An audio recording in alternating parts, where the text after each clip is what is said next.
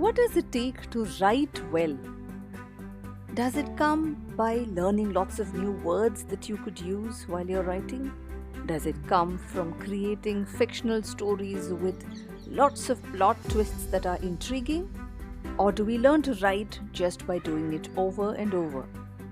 This is a quote I remember reading. I'm afraid I don't remember who said this, but the quote goes like this: the greats were not great because at birth they could paint. The greats were great because they painted a lot. So I'm hoping that by the end of this episode, you and I will together discover what it takes to write well. And who better to tell us about writing well than a children's author who has published over 170 titles? I have as a guest in this episode Sonia Mehta. She's a children's author. Like I said, she's published over 170 titles, and I really look forward to hearing about her writing journey in this episode. Before we started recording this, I wanted to check with her how I should address her. Should I call her Sonia G? And I didn't think she liked that idea much. Then I asked her if I should call her Sonia Ma'am. I don't think she liked that idea, but I think calling her Sonia or Sonia Auntie sounded like she approved of it. Hi there, if this is the first time you're hearing any episode on this podcast channel, welcome to What's New Today. This is a kids and family podcast about current events shaping our world. This is your host. I'm Sangeeta. I'm from India. Usually in every episode, I talk about a new story with young children. But in this episode, we take a break from the theme of news stories. Instead, we talk about writing. In this episode, I'm also joined by 3 young children who are all eager to hear about Sonia's writing journey. Can I request you all to please introduce yourself in the alphabetical order? My name is Anya. As you know, I'm going to turn 10 this year, but I'm 9. I'm in 4th grade and I live in Bangalore, and I live right opposite to my school. Oh, that's lucky. So just before this call, I had just gone and gotten my books for my science exam. Oh, that's really close, huh? Yeah, that's all. Welcome, Anya. Who comes next? Would that be Kiansh? Good morning, ma'am. I'm 12 years old. Like I'm going to turn 12 this year. 11 and a half. I study in Hospital Academy. I love to read books and I live in Mumbai. Welcome, Kiansh. I think the next would be Rishan. No, but first, Sonia Auntie has to introduce, right? No, alphabetically, if you go, then it's R before S. Then after Rishan, then Sangeeta auntie, and then Sonia auntie. Good try. But yeah, go ahead. I want to know you. Hi, of course, my name is Rishan. I study in 3rd grade, and I'm 8-year-old. I'm an 8-year-old. I'm gonna turn 9 this year on May. My birthday is very close, and Where do you live? I didn't hear that. Bangalore. You're also Bangalore. Okay, lovely. And what else should I say? I like drawing and writing books, and sometimes I like reading and playing with Lego. Oh, Lego, of course. Nice. Good to know you, Rishan. Thank you. All right. So, since Rishan has insisted that I too have to introduce myself, hi, I'm Sangeeta. I host this podcast called What's New Today. I usually record conversations discussing current events, but this one is not about a current event, but it's about what does it take to write well. Could be a story, it could be non-fiction, it could be any book, a comic strip, whatever, graphic novel. And so I thought we should have someone who's done it many, many times over, who's done a really nice job of it, to come and share her little secret recipes on what it takes to write a good book. And that's when I reached out to Sonia Auntie, and she's written a ton of books. And I'm all eager to understand from her, because even I too like to write, but I don't have the guts to publish any of my writing like she does. I don't think I write that well. So yes, that's me. I'm a mom. I have 2 teenage daughters. I live in Chennai. Introduce myself. So I'm Sonia Mehta, but all of you should just simply call me Sonia Auntie. So I have written, like Sangeeta said, lots and lots of books. But I'll tell you a little bit about myself first. So I'm happy to hear about all your ages because I've got two grandchildren. One of them is going to turn 8 now soon, and one of them is just turned 5. So I'm surrounded by children, my grandchildren, their friends. And so I love doing two things. One is I love writing, and the other is I love talking to children. So these are the two my favorite things. So right now I'm very lucky that I can do both with you guys. So that's a little bit about me. I live in Mumbai, and I love dogs. I love dogs, but I don't have dogs at the moment because our old dogs passed away, and then don't have the heart to get another dog, but I'm sure I will sooner or later. And what else? I love chai. And I grew up, my father was in the army. So you know what happens in the army, people get posted from place to place to place to place. So I was born in Ernakulam, then I lived in Jalandhar, then we lived in Jammu, then we lived in Devlali, then we lived in Shillong, then we lived in Goa. So by the time I reached my 11th standard, which was finally in Mumbai, I had changed 9 schools. So I went to big, big convent schools with thousands of kids. I went to a school in Goa where there were 5 kids in my class, just 5 kids. So I've gone to all sorts of kids. So yeah, I used to go to school on Saturdays sometimes. So it was not such a big deal in those days, but now I think it is because there's so much more for you all to do. For us, there was not that much to do. We didn't have computers, we didn't have phones, we didn't have internet. Life was very simple. So school was not a problem to go to. But yeah, that's a little bit about me. And yes, I've been writing a lot of books. So I'll tell you what they are. So I've written this one. I actually remember to carry them. There's this series called Discover India, in which there is a book on every single state of India. So there's a book on Maharashtra, on Karnataka. Wait, What? I think I saw this in the school library once. Probably. Yeah, it could be there because a lot of school libraries keep it. It's very useful for your project work and all. So for me, it was like writing Discover India was like learning about India myself. Yes, Kianj. You have a I've question? read one book about Off to Assam. Oh, you read Off to Assam. Okay. So, But it was a long time ago. it was a while ago. Yeah, these books are about 5 or 6 years old. So that is one big series I did. Then I did another series for younger children called Dealing with Feelings, because this is about, it's for children who are younger than you, like 5 years old. But when you were 5 years old, you might remember that sometimes you would be very sulky, sometimes you'd be very angry. Some children are very shy. They're so shy that they find it difficult to talk to people, to strangers. So that this whole book is about dealing with all these feelings, about being bored, about being jealous. So this was another series I've done. Then I've done this series again for younger kids. A lot of my books are for younger kids. This is called the Always Happy series. So there's this dragon who wants to blow fire but can't. And how does he learn how to blow out fire? Or this Alabalu, the alien who's lost on Earth. He's come from outer space and he's lost. How he makes friends. So it's about friendship. And then there's a book that's just come out like a week ago. This is for kids like you. This is called Heroes Amongst Us. So it's a book I wrote with another person called Sanjeev Sanyal. So Mr. Sanjeev Sanyal, interestingly, he writes books for children, he writes books for adults. He's also the economic advisor to the Prime Minister of India. So he's got a very important job in life, but he loves children and he writes. So what we decided is, because India has finished 75 years of our constitution, we've taken 25 people, okay, whose stories are very unbelievable.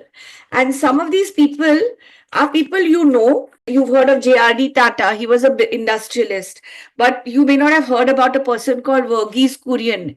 He started what we call the milk revolution in India. So you all drink Amul milk and you have Amul ice cream. You've heard of Amul? So he's the person who started Amul to help the milkmen, the simple, small milkmen, to earn enough money. So people like that. Then there's one person who's built the whole Delhi metro, the person who invented the vaccine which saved us all from coronavirus. So there are some famous people like Kapil Dev and Mary Kom, but there are also some people that you've never heard of. So this is the story of these 25 Indians. So you can see that books are of different types. As long as I'm writing, I'm happy. So that's just a long summary, not a brief one. You know, when you were talking about that book series that you'd written on the different parts of India, what was running in my head was that there can be no better person to write about a theme like this than an army child. Because unlike many of us who visit different parts of the country, you must have actually lived in each one of these cultural settings and must have experienced them right through your childhood. So I'm sure that book series looks very interesting. Thank you for sharing the details of some of the works you've written. Can I request you to speak a little bit about how you pick a story or a theme? How do you get started? So, there are two kinds of books, okay, which I'm sure you've learned, fiction and non-fiction. You must have learned this in school, right?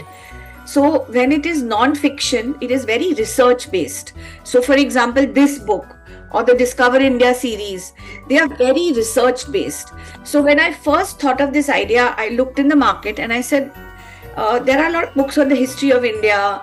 There are books on festivals of India. But India is such a diverse and complicated country. So why don't we do a book on every state of India? Because every state has got its own history. It's got its own geography. It's got its own food habits. It's got its own handicrafts. It's even got its own kind of architecture. Like if you see the Kerala architecture and then you see the architecture in Manipur, it's completely different. It's like from Mars and Venus. So when I started that was very heavily research based. So I first did a structure to the book. I said, okay, if there are going to be 29 books on each state of India, let me first do a structure. So in my mind, I did a contents page first. So I said, okay, let's start with the whole picture. So somebody opens the book, they say Assam. They don't know what is Assam. So how should we start? So what is the first thing you think of when you think of Assam? You want to have a picture in your mind as to how it is, what kind of land it is. Is it full of trees? Is it a beach place? Is it crowded? Is it a big city? What is it? So I started like that, and then in my mind I went deeper and deeper and deeper and deeper. So like a pyramid, started like a pyramid and went deeper, and then I did a structure saying that okay, we will first talk about the geography of the place, then we talk about the history of the place, and so forth. So when you're doing a non-fiction book, research is paramount, and the second thing is your mind has to be very clear. You can't just start writing. I'm going to write, so I start writing. Let's see where it takes me. So the mindset that you have when you're writing a non-fiction book, it is very different from when you write a fictitious book.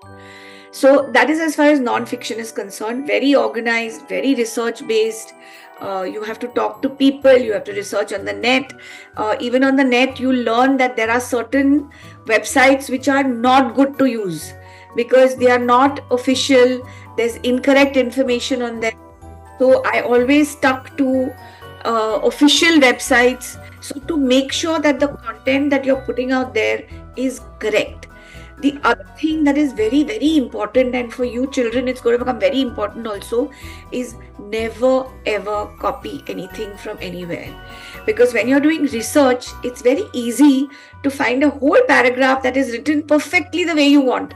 So it's very easy to just take that and put it down. No, that is, as you know, it's called plagiarism, and it is a legally wrong thing to do. You could get into real legal trouble. You can get arrested, you can get fined, you can be thrown out of the business altogether. So it is that serious. And as far as school and colleges are concerned, I know that in universities, when children have plagiarized content because they've had to write an essay, for example, and they take the content from somewhere else, they've had to leave that school or college because it is so wrong to do. Okay, so that is something you must keep in mind, that when you're researching, you use the material, but you have to rewrite it the way you see it in your language. Do not ever take anything directly. So that is as far as research is concerned. Now we come to the fiction. That is as big as your imagination. There are no limits. That is the beauty of writing fiction. So, for example, in this one, in Driggity Drew, okay, the whole story I wrote in poem form. And if you don't mind, I'll just read out. Would that be okay, Sangeeta? Absolutely. So, this was my full imagination. I imagined this dragon, okay? So, Driggity Drew the dragon was a big, fearsome guy with the biggest teeth you ever saw and wings to help him fly. His toes were like daggers, his scales were like knives. He could gobble the largest melons in 4s and in 5s. When anyone saw Driggity, they would quake in fear. But when Driggity opened his giant mouth, they would say, "Oh dear," for in the place of fire would come clouds and clouds of bubbles, and all the dragons would laugh at him and add to all his troubles. So in this story, what happens is, as I said, it's for a younger child. He goes to a doctor, okay, and the doctor gives him medicine. So he has medicine, and instead of bubbles, they come out roses, then pom-poms, then all sorts of things. And then he thinks about it and he says that if I want to learn how to dance, will I go to a doctor? If I want to learn how to skate, will I go to a doctor? This is stupid of me that if I want to learn something, the doctor is not going to teach you things and make you learn things. So he goes to somebody who will teach him how to breathe out fire, and that is a volcano. He goes to a volcano, and the volcano teaches him how to breathe out fire. Now, linking it to my point is that it was my imagination that a volcano can talk. Okay, a volcano is fierce. A volcano will teach the dragon how to blow out fire. So, when you talk about fiction, no, it is as vast as your imagination. Okay, but the other thing that happens in fiction, no, is that sometimes it's like wandering in a wood because you're enjoying yourself. You write, and then that whole thing makes no sense. So you have to, as you go along, make sure that there is a beginning, middle, and an end. So you have to have your plot down in your head in the beginning. Like I said, contents you have to do for non-fiction. For this, it's not the contents, it's a plot. You have to have the storyline in your head very clearly. Some people write down the storyline. Some people, just have it in their head. They have the main 5 points. So that is the one thing. And in fiction, then you have to also have your main characters. See, in any story, if you see a movie, I don't know which movie. Which is your favorite movie, children? Wild Robot. The Wild Robot. Wild Robot. I haven't seen it. One of my favorite movies was Mario. Mario. Okay, so I haven't seen either of these. But what I'm going to tell you, I'll take Jungle Book as an example. Have you all seen or read Jungle Book? Yeah. Right? I've seen Jungle Book. You've seen Jungle Book. So if you see the movie or read the book, it's more or less the same thing, right? So when the person who wrote Jungle Book, Rudyard Kipling, he had a hero in his mind. Mowgli was his hero. Then he had a problem. What was the problem? One second, Ishan, I'll come to you. He had a problem. The problem was that Mowgli was stuck in a jungle. And he was actually not an animal. He was a human. So one day he would grow up to be. He had a villain. Who was the villain? Anyone remembers? Sher Khan. Into the book, Sher there was Khan. a tiger. Yeah, Sher Khan and Ka. So in any book you see now, if you apply it to the book that you both book or movie you referred to, you will see that there's a hero, which is hero or heroine, the main person, what we call the protagonist. Then there is a storyline. He invariably encounters a challenge. There's a problem. There's something. There's usually a bad person because it adds drama to the whole thing. It adds excitement. And then there is a solution to the problem, which is the ending. So this is the very broad components of a plot. This is what a plot is made up of. So you first do a broad storyline and then you start detailing it out. Then you start having little incidents. You have to bring out the character. Is Mowgli a scared child? Is he a confident child? Is he a brave child? What is the personality of the character? What is the personality of the other people around? So you start fleshing those out. And then you make sure that as you write, those characteristics come out and they get shown to the reader. So this is like a very, in a sense, thing of non-fiction and fiction. We can do big classes on this, but this is just for the current requirement. Thank you so much, Sonia. I have many other questions, but before I do, let me open it up. Rishan, Anya, and Kiansh, I know y'all are working on stories of your own, right? Y'all have written, I think, only fiction pieces. You don't really want to sit and research. It's boring, right? You want to use your imagination and invent your own characters yet, okay? So when y'all are writing fiction stories, Auntie's written so many stories. She's a published author. So what questions do you have for her that can help you write your stories better? I did write non-fiction, but I did not ever publish it. I like that page is gone down by hundreds of books. Oh. So you know what you should do now, even if you've not published it, doesn't matter.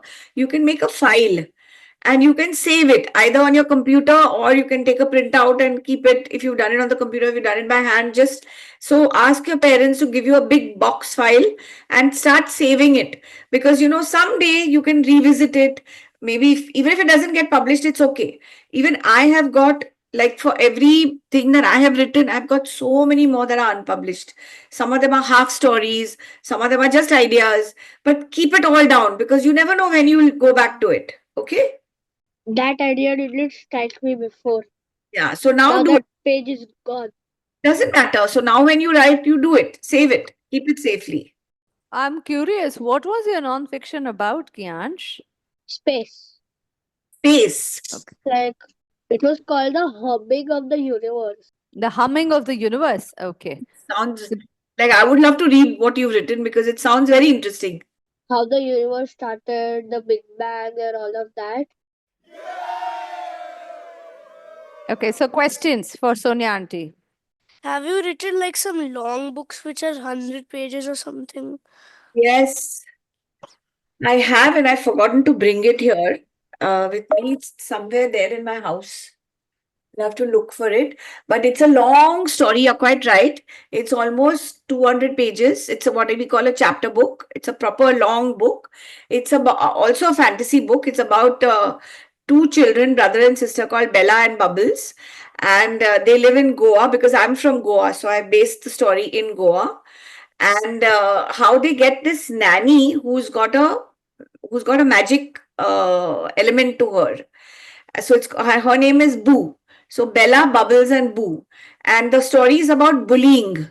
How there is a bully in their school and how they use that magic not to teach that bully a lesson, but to help that bully stop being a bully, because they go into his background and they realize that bullies become bullies because they are having some problem. And how they stop that bully, they convert him from being a bully into a good friend. So that's a long chapter book. It's called Bella, Bubbles, Boo, and the Bumbling Bully. Sounds like a Mary Poppins for the modern world, is it? Yeah. She's a bit like Mary Poppins, but not exactly. I think I've also ideated the story, but I just left it because it didn't sound good. There was a there were like two friends. There was a big class. Like there were 10 children in a class, and they had a very strict teacher. But only the and all the and the teacher was against them because she just wanted to scold them no matter what. So, but then then the what was it? Then the students come up with the idea and they try to do something to the teacher. Like they wanted to make the teacher somehow leave the school because they were pranking the teacher and nobody noticed. And the twist was there weren't any cameras in the school, so no one even knew. Then the teacher just left the school. Then a substitute teacher came, and she taught the children properly. Then the children became happy, but then there was one more plot that the strict teacher came back to the school. See, this is a nice story. You can always put it down and start writing it. Have you written it? Or it's just a story idea? Just a story idea. I wrote a whole other book. It's almost published. Oh, lovely. So if you have a really nice story and you're really, really keen, you must think it through, make it so, show it to a few people to read it so that you get their opinion. That is something that's very important in what I do. Also, now I always have an editor, but I also have my family and friends who I make them read it once to, I want an opinion, because sometimes what happens is we write something, anybody, any human, any person, it always looks all right to you because it's from your mind, it's gone onto paper, so you read it that way. But when somebody else reads it, they have a good different point of view. So I always take opinions. That's always important. There are some people whose opinions are very important to me, so I will make sure they read it. I will ask them questions about it, and then of course we have an editor, so the editor will look at it, that way. So it's a very good thing to do. So do it. Don't leave it. Don't leave it behind. Is there plagiarism in fiction books also? Yes, of course. Anything there's plagiarism, because anything that you copy from somewhere else is called plagiarism. So I might get the same. Okay, so what happens is that in plagiarism, in literature, in plagiarism, if you have something which is identical, sometimes there is a coincidence. It has happened to me once that I wrote a book, and before it was published, I sent it to my publishers, and they said that, oh, but this book, we've seen the similar idea with earlier. I have never heard of that book. So it's just a coincidence. Somebody sitting in Mexico or Brazil or somebody somewhere had written a similar book. So I didn't take that book forward. It was a coincidence. I had never heard of that book, but the idea of that book and this book was the same. It's like sometimes two people can come up with the same idea, right? But so there is a coincidence, but it was not copied. So, and this is the beauty. You sometimes think, how many ways are there of how many ideas can there be in the world? Sometimes I tell my people in my office and all, God, when he made people, imagine he was told that you have to make billions of people, but the basic is the same. Okay, they all have to have hair, eyebrows, two eyes, one nose, lips, but they all have to look different. How does he do that? How do all of us look different? Every person looks different because there's always a change, there's a little twist to it. Like somebody's nose is a little longer, somebody's eyes are a little bigger, some eyebrow is a little up, little down, and that changes the features. So, like that, even when you have a storyline, when the storyline changes a little bit, it's different. Right? So you have to make sure that anything you can get inspired by anything. Like supposing you see what your favorite movies, or you see Jungle Book, say, and you say that, okay, I also want to write a story about a little boy who lives in the jungle. That's an inspiration, but that's it. You're not going to take anything more forward from it. So inspiration is one thing, copying is something totally different. Anya, you're usually bubbling with so many questions.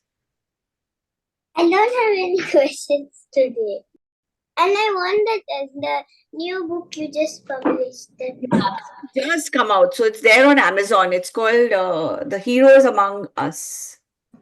I'm going to tell him to buy it. Cool. When you do, please write to me and tell me if you liked it, okay? Yes. Can you give a sneak peek of your new book? Sneak peek of my new book. Okay. Just the title.